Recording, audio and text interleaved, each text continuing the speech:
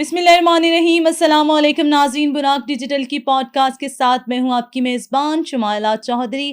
ہمیشہ کی طرح پوڈ کاسٹ میں ہم آپ کے ساتھ موجود ہوتے ہیں اور آج بھی ہمارے ساتھ مہمان موجود ہیں. آج کی پوڈ کاسٹ میں ہم سب سے اہم اور بڑی خبر لے کر آئے ہیں. جیسا کہ آپ کو پتا ہے, آپ نے بھی اپنی ٹی وی اسکرین پر دیکھا ہوگا کہ آج انڈین فضائیہ کو ایک بار پھر شرمندگی کا سامنا کرنا پڑا ہے. بھارتی فضائیہ کی جانب سے دبئی ایئر شو میں ان کا طیارہ جو ہے وہ گر کر تباہ ہو چکا ہے اور ساتھ ہی ساتھ ان کا پائلٹ بھی ہلاک ہو چکا ہے. اس حوالے سے ہم بات کریں گے. ہمارے ساتھ موجود ہیں سر شہیر سیالوی. السلام علیکم سر. وعلیکم السلام. سر, جیسا کہ میں نے کہا کہ سب سے بڑی خبر ہے آج کی, بھارتی طیارہ جو ہے وہ دبئی ایئر شو میں گر کر تباہ ہو چکا ہے. کیا کہیں گے آپ اس حوالے سے؟ ٹرمپ کو ایک اور بریکنگ نیوز مل گئی ہے. ایسے ہی ہے, ہر پریس کانفرنس میں 8 جہاز وہاں گرے, ایک ویسے گر گیا. دیکھیں, اول تو ان لوگوں کو آنا نہیں چاہیے تھا ایئر شو میں. اس کی وجہ یہ ہے کہ اتنی شرمندگی کے بعد آپ کو اتنا حیا کر لینا چاہیے تھا کہ آپ ایئر شو میں کس چیز پہ آپ نے لکی رانی سرکس دکھانا ہے, کرتب دکھانے ہیں. دکھا دیا نا. آپ کے 6 جہاز گرے میں پاکستان انڈیا جنگ میں. ود ان نو ٹائم ہم نے آپ کو واپس مڑنے پہ مجبور کیا. آپ پچھلے 2-3 دنوں کی ویڈیوز دیکھیں, انڈین ایئر فورس نے بار بار پاکستانی جہاز جب پریکٹس کے لیے بھی اڑ رہے تھے اس کی ویڈیوز بنا, پاکستانی کیمپ کا وزٹ کرنا. اچھا ٹھیک ہے, اچھی بات ہے, ایک اختلافات کے باوجود بھی ایک دوسرے کے پاس آنا چاہیے. ہم نے ویلکم کیا. پاکستانی ایئر فورس نے انہیں چائے پوچھی, وہ ناراض ہو گئے.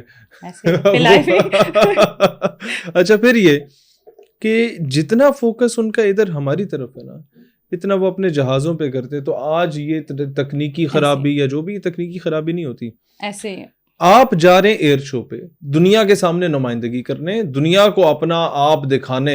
تو تکنیکی خرابی تو وہ ہوتی ہے جو ایئرپورٹ سے ویسے اڑا اور گر گیا. یہ تکنیکی خرابی نہیں, یہ نااہلی ہے. جتنا فوکس آپ بالی ووڈ کی فلمز پہ کر رہے ہیں, جتنا فوکس آپ تامل موویز پہ کر رہے ہیں, اتنا فوکس آپ اپنی فضائیہ پہ کرتے, اتنا فوکس آپ اپنے ڈیفنس پہ کرتے, آج آپ کو ایسا دن نہ دیکھنا پڑتا. This is all what I want to say. باقی ہمیں دکھ ہوا ان کے پائلٹ کو, بیچارہ اپنی جان کی بازی ہار گیا. ظاہر ہے ایسی چیزوں کی سزا انسان کو بھگتنی پڑتی ہے جب آپ, لیکن پھر بھی انسانی جان ضائع ہوئی ہے, ہمیں اس کا بے شک انسانی جان جہاں بھی ضائع ہوتی ہے ہمیں دکھ ضرور ہوتا ہے, لیکن جب انڈینس کی بات آتی ہے تو پھر انہیں شرمندگی تو آج ہوئی ہوگی. تھوڑی سی ہم بات کرتے ہیں دبئی شو, ایئر شو جو ہو رہا ہے 2025, دوست ملک کے ساتھ JF-17 تھنڈر کی فروغ کے MOU پر دستخط ہوئے ہیں. کیا کہیں گے آپ؟ دیکھیں, یہ زیادہ سے زیادہ ہونا چاہیے. جو کل بھی میں پوڈ کاسٹ میں ذکر کر رہا تھا کہ امریکہ کا اور سعودیہ کا جہازوں سے ریلیٹڈ کچھ ڈیل ہوئی ہے. ایسے $600 بلین ان لوگوں نے پہلے دیا امریکہ کو, $400 بلین وہ مزید دے رہے ہیں, کیونکہ امریکہ ضد پہ اڑا ہوا کہ $1 ٹریلین ہم پورا آپ سے لیں گے کسی بھی مد میں. اب جو جہاز دے رہا ہے وہ کس کے اگینسٹ دے رہا ہے؟ ایران کے ساتھ سعودیہ کے حالات ٹھیک ہو گئے, یمن کے ساتھ بہت بھی ایشو ہے, تو وہ حوثی قبائل کا, اور دمام جبیل والا بارڈر, بالکل بارڈر ایریا جو کہ مکہ مدینہ سے 12-14 گھنٹے کی مسافت پہ. اچھا, وہ بھی جب جان بوجھ کے کوئی تیسرا ملک ٹکٹلی کروانا چاہتا ہے ان دونوں کے درمیان تو ہوتی ہے, ادروائز وہ کرنا نہیں چاہتے, آپس میں سلوک سے رہ رہے ہیں. اب سعودیہ کو مسئلہ کس سے؟ اسرائیل سے. ظاہر ہے اسرائیل نے حملہ کرنا ہے, کبھی بھی کر سکتا ہے. تو کیا امریکہ کوئی ایسی ٹیکنالوجی آپ کو دے گا کبھی بھی کہ اسرائیل کے جہاز آپ دیکھ پائیں یا ان کو ٹیکل کر پائیں؟ وہ اصل تو ساری چیزیں ان کے پاس ہوتی ہیں, اور لوکل لینگویج میں آپ کو بتاؤں اصل سوئچ تو ان کے ہاتھ میں ہوتا ہے. تو جس طرح آپ کسی ڈرائیونگ اسکول میں جاتے ہیں نا, تو وہ دونوں طرف اسٹیئرنگ لکھا ہوتا ہے, آپ جو مرضی کریں اصل اسٹیئرنگ وہی ہوتا ہے. تو اسی طریقے سے جب قطر نے اپنی ایئر بیسز بھی دی, زمینی اڈے بھی دیے, اسرائیل نے جب اٹیک کرنے لگا امریکہ نے ڈیفنس سسٹم ڈاؤن کر دیا. تو اب امت مسلمہ کو یہ دیکھنا ہوگا کہ آپ جتنے جہاز اور جتنا ایکوپمنٹ امریکہ سے لے رہے ہیں اس سے کم پیسوں میں, عزت دار طریقے سے, اور ڈیفنس کی گارنٹی کے ساتھ پاکستان آپ کو دینے کو تیار ہے. تو آپ پاکستان سے ڈیلز کریں. پاکستان نے تو دنیا کو پروف کیا, امریکہ تو 20 سال لڑا افغانستان میں, کیا حاصل کیا؟ پاکستان تو 1.5 گھنٹے لڑا انڈیا کے ساتھ, دنیا کو بتایا ہم نے کیا حاصل کیا. تو امریکہ نے جہاں گیا اس نے دنیا میں شہریوں کا قتل عام کیا, تب جا کے جنگیں رکیں.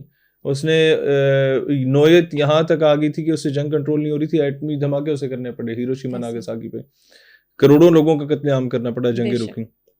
ہم لوگوں نے تو 1.5 گھنٹے میں بغیر کوئی اس طریقے کا ہتھیار استعمال کیا جنگ روک دی, اور بغیر کسی سیولین کو مارے. ہم سمجھتے ہیں کہ ہندوستان کی سیولین کی وہی قدر و منزلت ہے جو ہمارے سیولینز کی ہے.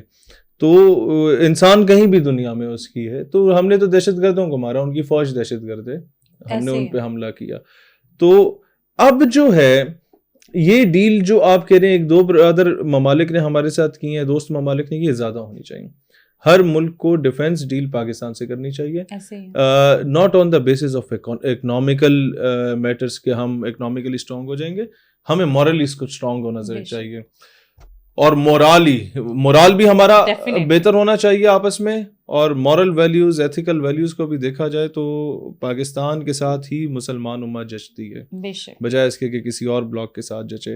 ایک ملک جو ہے وہ امریکہ کی غلامی میں, دوسرا روس کی, تیسرا چین کی, اور ایک دوسرے کے اگینسٹ استعمال ہو رہا. اس سے بہتر ہے کہ تینوں ممالک اکٹھے ایک پیج پہ آپس میں بیٹھ جائیں.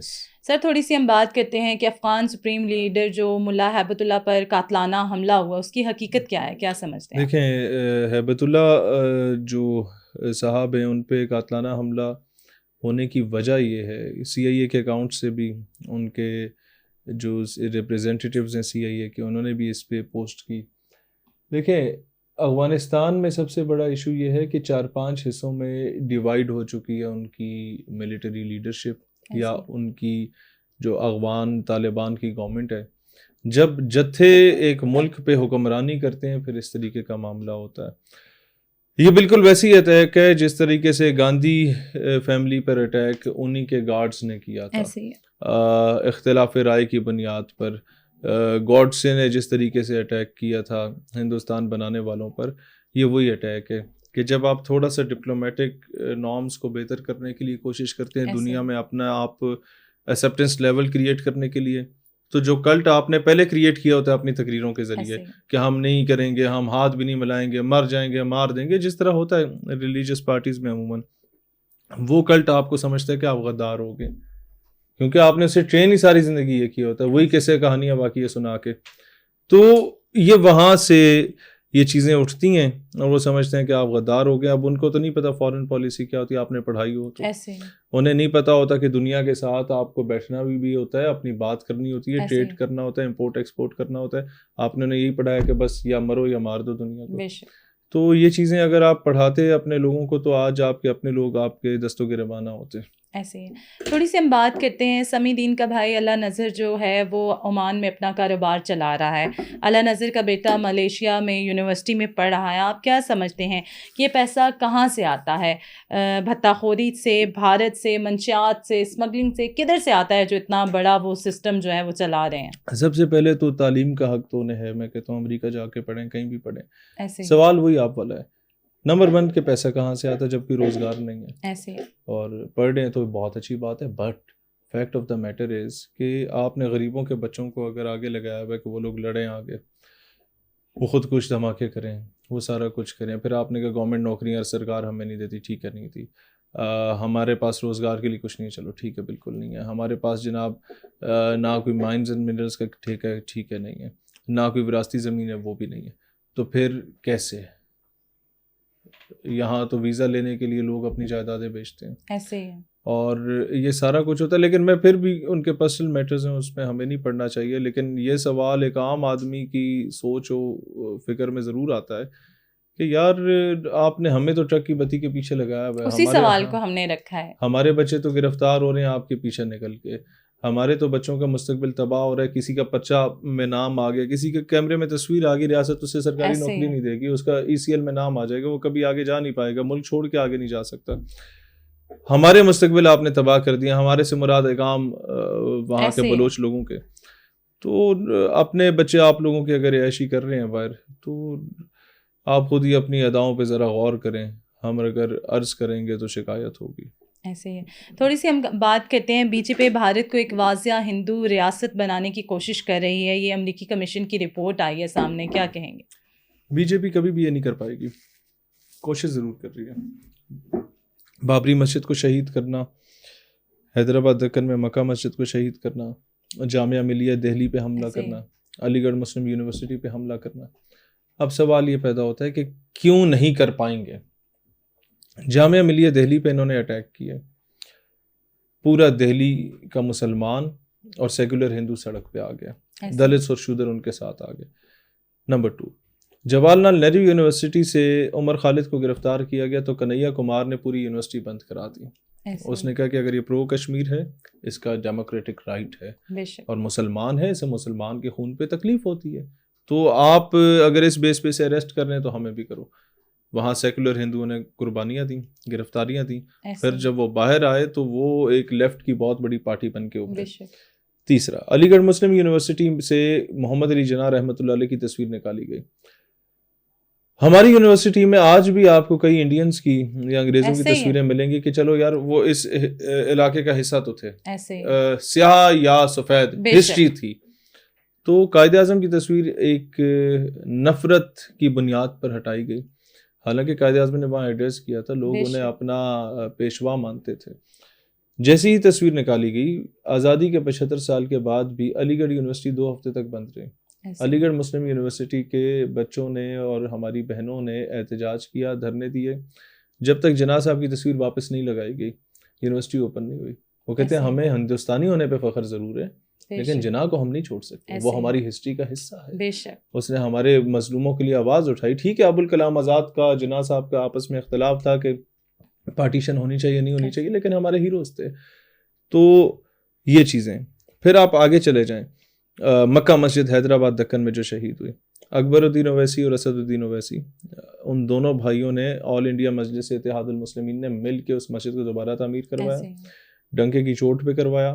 وہاں پر وہ لڑے بھی, اور آج بھی اگر آپ مجلس اتحاد المسلمین کو ایک طرف کر لیں, وہاں کے لکھنؤ کے جو چھوٹی چھوٹی موومنٹس مسلمانوں کی ان کو ایک طرف کر لیں, پھر بھی کانگریس میں آج جو ایک لیفٹ کا فیکٹر موجود ہے وہ کبھی ایسا نہیں ہونے دے گا, کیونکہ انہوں نے اپنی سروائیول, پولیٹیکل سروائیول کی جنگ اس بیس پہ لڑی ہے کہ ہم سیکولر انڈیا چاہتے ہیں.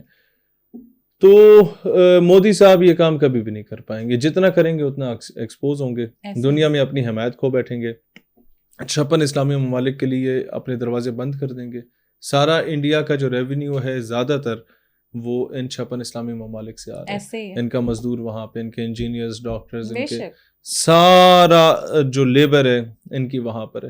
ایک تو وہ دروازے بند کرے گا. جب ہندو ایکسٹریمزم پہ آپ اپنے انتہا پہ پہنچیں گے تو جو کرسچینٹی ہے that is more closer to Islam as compare to Hinduism. مطلب بت پرستی کو تو دونوں مذہب نہیں مانتے, دونوں آئی اس کے اگینسٹ تھے. تو یہ ان کے لیے ایشوز بنیں گے دنیا میں بھی, اور لوگ ویسے بھی ان کو ہماری نسبت زیادہ غلط سمجھتے ہیں, برا مانتے ہیں. اس کی وجہ ان کی حرکات کی وجہ سے بھی ہے. دوسرا, انہوں نے کبھی پاک صاف رہنا جو ہے وہ گوارا نہیں کیا, پاکی کا خیال ان لوگوں نے کبھی نہیں رکھا. ان کے رویے بہت زیادہ بھیانک قسم کے ہوتے ہیں, اپنے لیے مسائل پیدا کریں گے. تو مودی گو کے میرے نزدیک مودی کا الیکشن جیتنا بہت ضروری ہے. ہندوستان میں دوبارہ وزیر اعظم بننا ہمارے لیے بہت ضروری ہے, کیونکہ اگر کوئی ہندوستان میں پڑھا لکھا بندہ آیا تو ہمارے حکمران اتنے پڑھے لکھے ہیں نہیں کہ شاید اس کا مقابلہ کر سکیں. مودی جیسے کلٹ مقابلہ آسان ہے, بہت آسان ہے. مطلب یہ کلٹ ہے, یہ اس کا مقابلہ نہ بھی کرے نا, یہ خود ہی کچھ نہ کچھ کر جائے گا کہ ہمارے لیے آسانی ہو جائے گی. Thank you so much sir for your time. Buraq digital کی پوڈ کاسٹ سے فی الوقت اتنا ہی. اپنی میزبان شمائلہ چودھری کو دیجیے گا اجازت. اللہ نگہبان.